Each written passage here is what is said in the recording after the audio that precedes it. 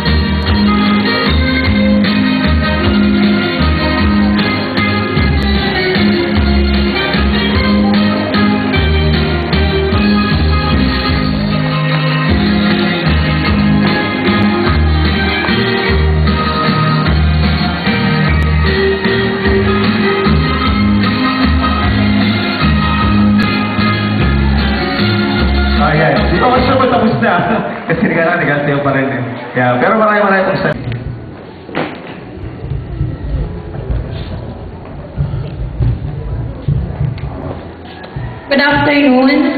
Hindi ko in-expect. Paano pala kung hindi ako dumating? Thanks na lang kay kuya at kay ate. Hinayagan kami ni Vern na tumakas. First, Tita Babes, happy 50th birthday. Naiiyak ako doon sa entrance mo kanina. Kasi para kung pinapanood si Piolo, easy na siya ko kay Tito Art, na siya ako. Hindi ko ma-imagine nakakanta si Tito Art. So, hindi pa ako nakakabawi doon. Ano ba? Hindi ako nakapaghanda. Jaja, pwede mo ako in-inform? Surprise. Wala akong maisip. Anyway, Tita Baby, talaga. Sabi ko nga sa text ko sa'yo, ang motto ko ngayon, never say never when it comes to your friends. Talagang ginawan ko ng paraan, niligawan ko ilang gabi si Noy para ipag-drive kami ni Vern.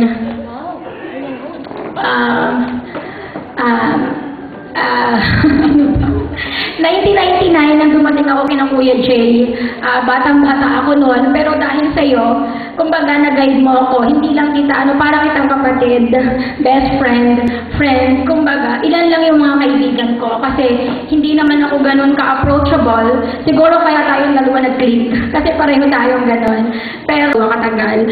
So, mas matagal pa tayong dalawa kaysa sa amin ni Noy. So, ano man ang mangyari, kahit mag-golden times 2 ka pa, siguro andito pa rin ako. Yun lang, happy birthday, good evening to all. Thank you very much, Ms. Jackie.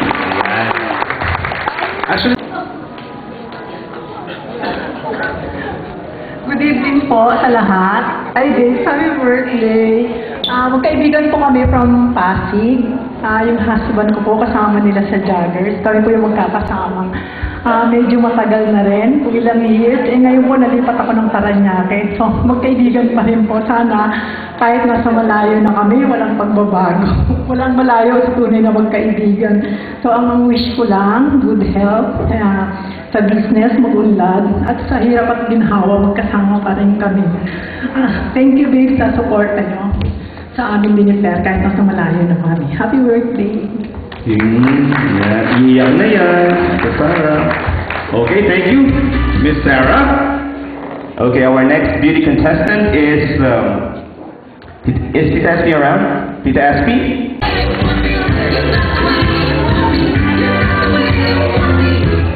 Daya ni Tita Baby. Hindi man lang sinabi na magsasalita pala kami sa harap. Sana gumawa kami ng speech ni Jackie. Si Tita Baby, matagal ko na po siyang kaibigan. Ano pa masasabi ko, Tita Baby? Hindi naman kaaway. Kaututang hila lang. Masasabi ko, Tita Babe, sana marami ka pang birthday at good health. Ano pa ba? Nanginginig ako. Nanginginig talaga ako. Hindi ako sanay magsalita sa harap. Sa likod. Pero para kay Tita Baby,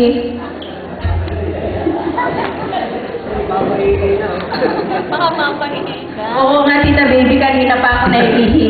Pero kanina nung kumanta si Tito Art, nakakaiyak. Basta Tita Baby, good health and I love you. Yan. Wala siya kakilos-kilos. Dapat sumasayaw, wala nag-alakan.